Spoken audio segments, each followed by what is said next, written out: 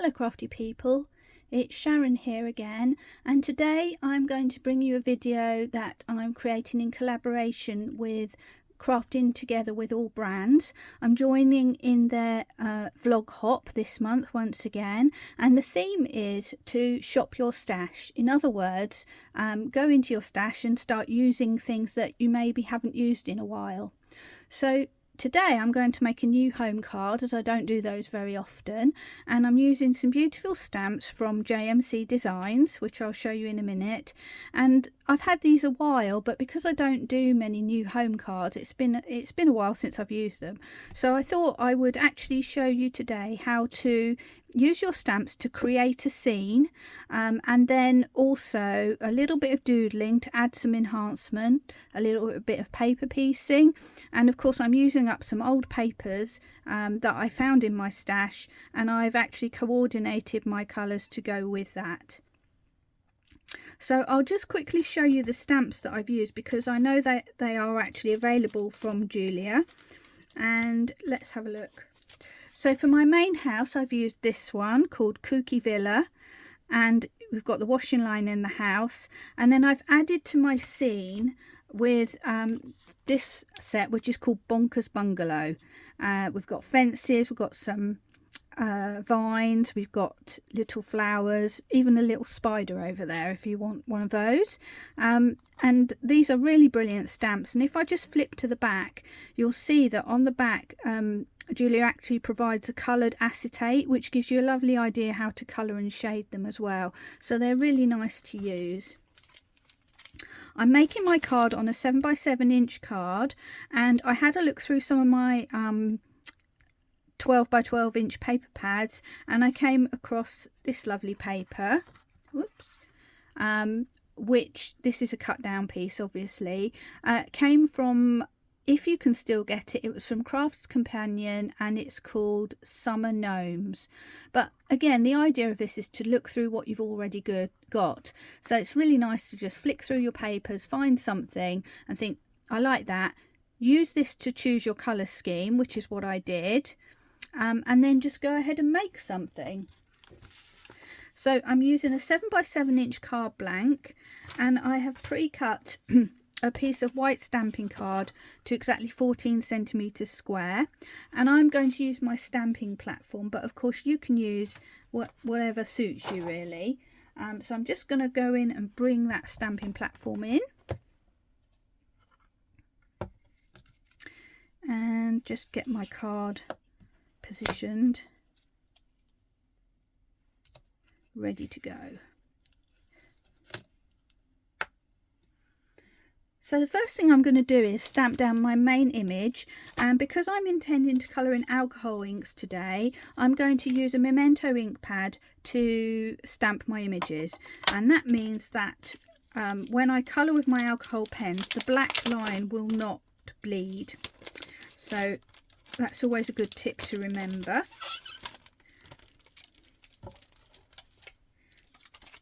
So I'm just going to get my main image down first, and then I'm going to add some embellishment. So my house is the main part, and I need to make sure that fits. So that's the most important part. I'm going to position it just above the ground a little bit, and just in from the side a little bit, and try and make sure it's relatively straight.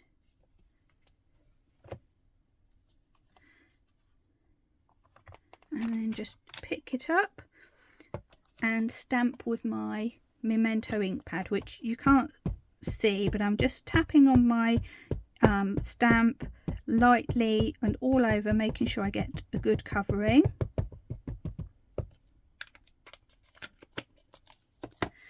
And then we'll give that a stamp and see what it looks like.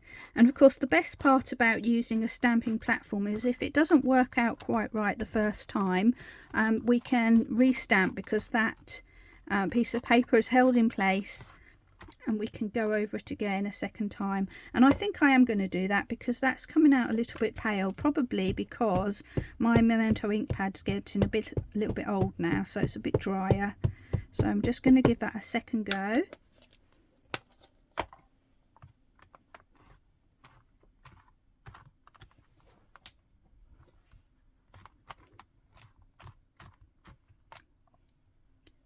and then we've got a bit of a darker image. Just give that a quick wipe. It's always a good idea to wipe off your used stamps as you go, because it saves you getting inky fingers when you pick them up, and the last thing you want to do is get an inky print on your work of art. So it's always a good practice to just wipe them off as you go, and of course it protects your lovely stamps as well. So the next thing I'm going to do is add in my washing line, which is also part of the stamp set. So let's just bring that one out.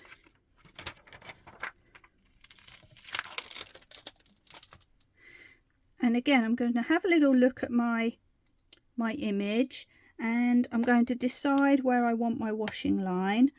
I'm going to try and get it so that the idea of this is I'm trying to do this image without doing any masking. So I'm going to make sure that my last piece of washing is not overlapping any of my house, and that's going to mean my washing line isn't quite going to reach, but I'm not worried about that, and we'll come back to how we're going to correct that in a minute.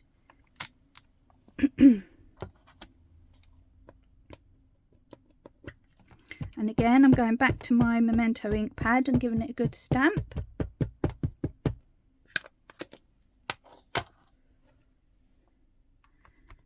And off we go again.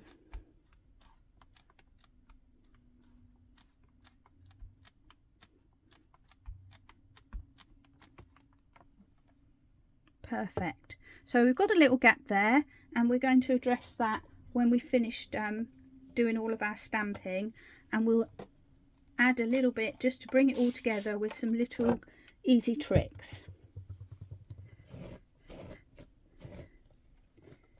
Okay, so that's that one dealt with.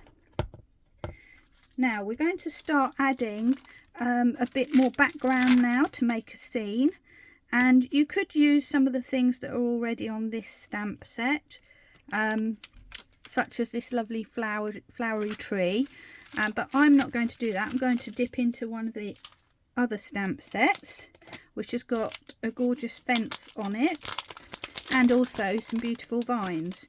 So I'm just going to pull that out for a moment.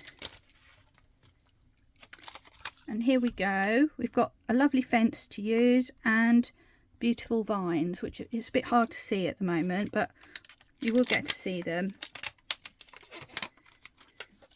So starting off with my fence, I want to have some fence to the right hand side and some to the left.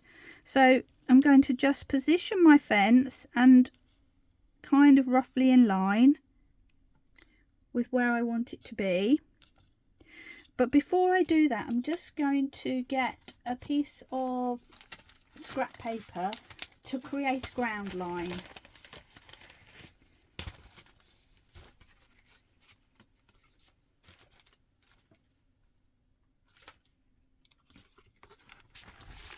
I've got lots of these scraps of paper. This one you can see I've used quite a few times, and I'm just going to roughly position it to create a little bit of a ground line.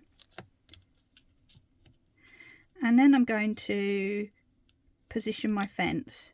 And once again, my fence is not going to be flush up to the house, because I'm trying to do this without the need for any masking. So I'm just going to get it as close as I can without actually overlapping anything. And I think that's about it.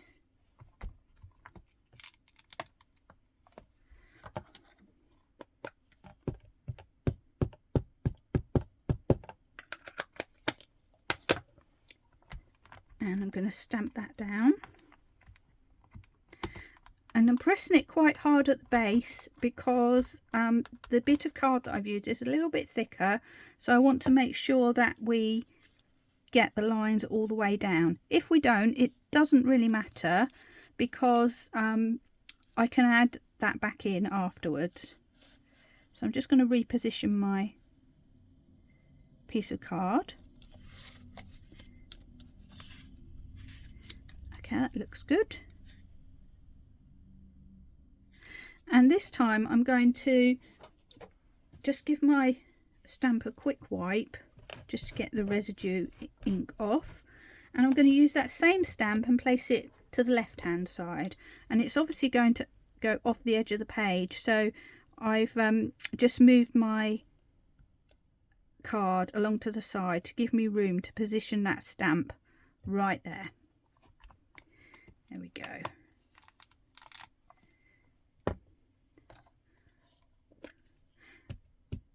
And I'm just stamping the area that I need this time.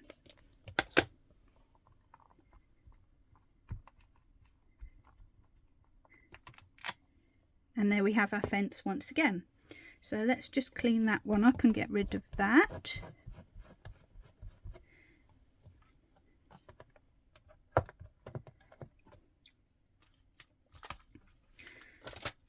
Now I also want to add some vines. So I've picked that off of my stamp sheet, and to start with I'm just going to place a vine coming up from my fence, and I just want it to be kind of creeping up the house there, and I'm trying to position it so that the leaf or the stem, oh I just moved it there, is on the line of the house. That way I'm getting that effect of it climbing up the house without having to worry too much about the lines of each image crossing over each other, and you'll see that when I actually stamp it.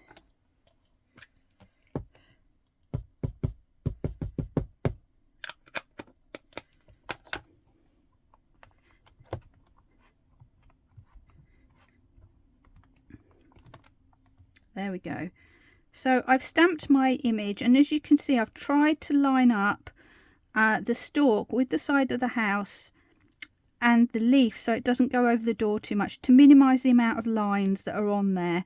Now you could mask the house, but you wouldn't get the leaves crawling onto the inside like this. So I think we can disguise a little bit of crossover, and I think this, when you look at the picture as a whole, it looks really nice. I'm going to use that same stamp to create a little bit of foliage on the ground to the right. So I'm going to again just clean off my stamp, and this time, because I'm going to move my stamp around, it's actually easier to use some sort of stamping block. So I've got this round one here. It doesn't quite fit, but I don't need to worry about that because I'm only using the top area. And I'm just going to get my everything in place, move my piece of card more into the middle again, and the idea is that I'm going to add some little bits and bobs here and there. Actually, I think before I do that, I'm going to just get another little flower from the stamp set with the fence, and I'm going to stamp a couple of flowers in first and then put the vines around it, because I don't want to get carried away with my leafy vines and then find I've got no room for a couple of little flowers. So I've got a tiny little flower here, which you'll see in a moment, and I'm going to stamp one looking up at the sky, and then I'm going to stamp another one and bring it slightly lower down, pointing towards the fence, like that. And because you're stamping these by hand, even if you follow something that you've already done, which effectively is what I'm doing, it's always going to come out a little bit different. So everyone's going to be a little bit individual. So now we've got our flowers in, we've got room to decide where to put our little vines. So back to my vines.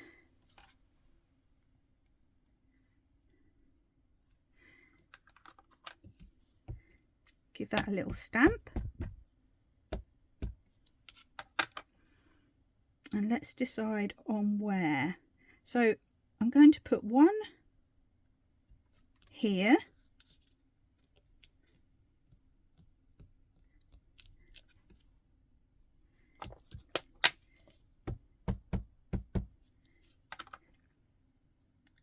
I'm going to just have a little one curling around like so.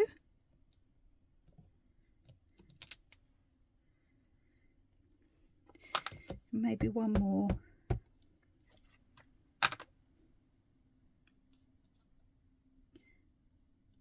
And I'm trying to do it so they're not all facing the same way, so they look a little bit random.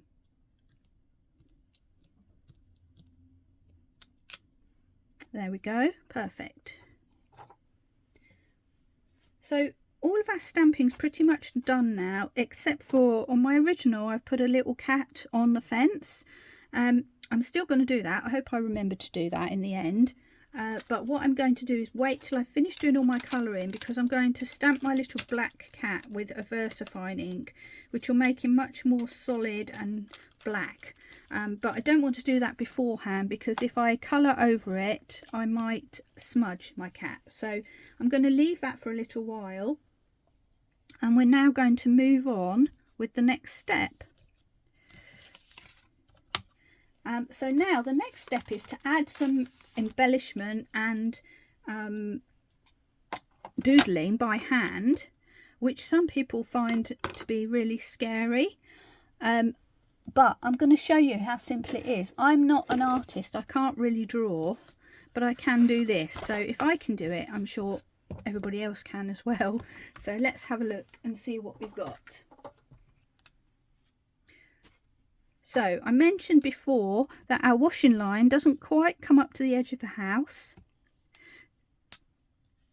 So all I'm going to do is just continue this line. I've got a uni pin marker, a fine liner, and this is a size 0.3. Yep, it is, which is roughly about the thickness of my stamp lines, and that means that I can add things without it looking too out of place. So all I'm going to do is draw a little wiggly line to join that washing line, and what you can also do if you like is just do a little scribbly bow so that it looks like it's tied to the side of the house. I also want to have a little pathway for my house, so I'm just going to draw a little squiggly line, and what I'm doing, because of perspective, I'm making that go a little wider as I come closer,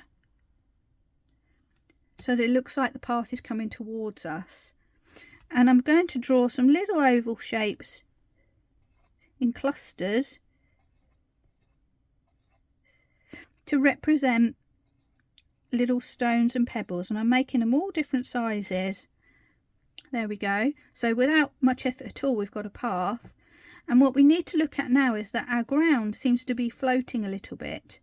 So what I'm going to do is follow the path of that paper mask that I put down originally, and rather than drawing a straight line, I'm making it a little bit wiggly so that it looks as though we've got ground there. And I'm just touching the bottom of each of those images that I stamped, and before we know it, we've got our ground line. I'm going to add some sprigs of grass here and there, so that's just doing a little scribble and then doing a like that, little squiggles.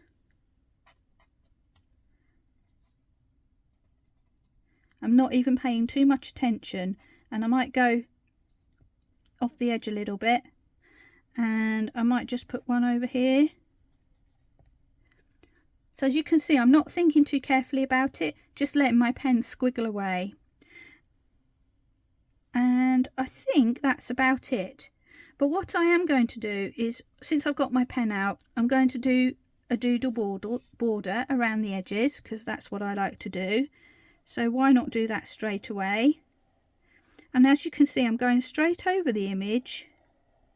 I'm not worrying about crossing that over. What I'm doing is actually framing it, so I really don't care that I'm going over the edges.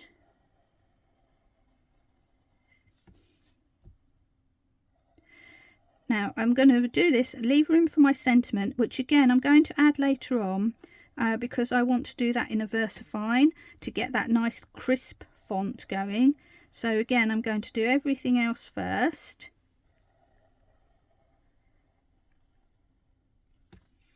There we go, and we're ready to start our colouring. Now we also have paper piecing in this sample. I'll just bring back my original. There we go.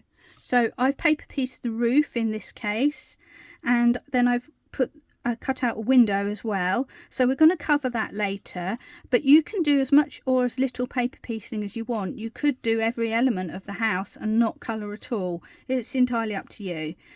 But we're going to go with the roof. I found a scrap of paper which is something that was a digital print that I got from Knitwit Collections, and I thought it went really nicely with my mushrooms. So we'll come back to that in a minute, but first of all we're going to do some really nice simple colouring.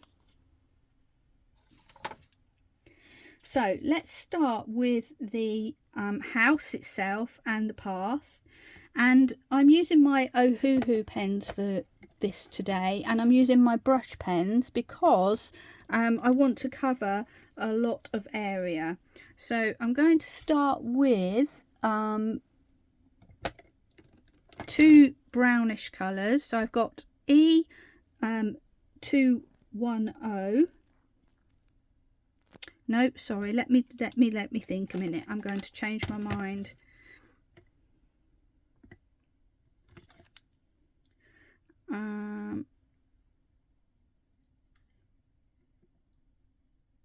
Trying my best to find what I can. Okay. So I'm just going to quickly do a quick test. So I've got a very pale creamy colour, which is GY173, and I've got E210. Yeah, that's going to be good. Get that out the way. As usual, being a crafter, I seem to be running out of space, but we'll get there.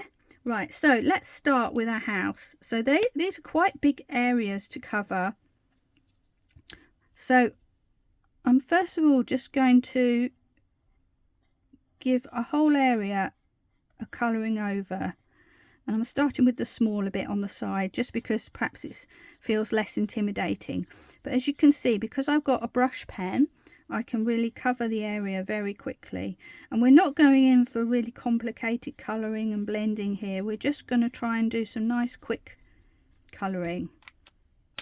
So I'm going to go with my darker colour now and think about where the shadow might be. So I feel like it's under there, under the roof, and then down the side here, because this part of the house is slightly set back and the ground might cast some shadow. So I've just done some very simple lines around the edge, and then I'm coming back with my paler colour. And again, I'm not worrying too much about telling you about the colours, because the idea of this is to go into the stash that you've got. So, you know, just use something similar. It doesn't have to be exact, it's just about having the fun of colouring. So again, with these Julius stamps, lovely big spaces to get colouring in.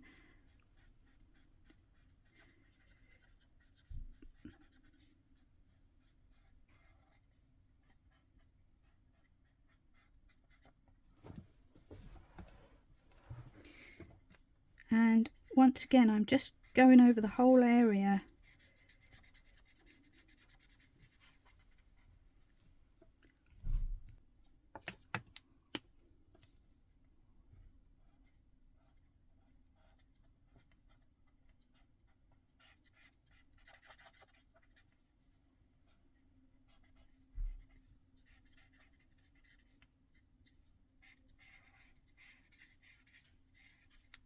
There we go. We'll leave it at that for now, and I'll come back with a second video to finish off the rest of this card.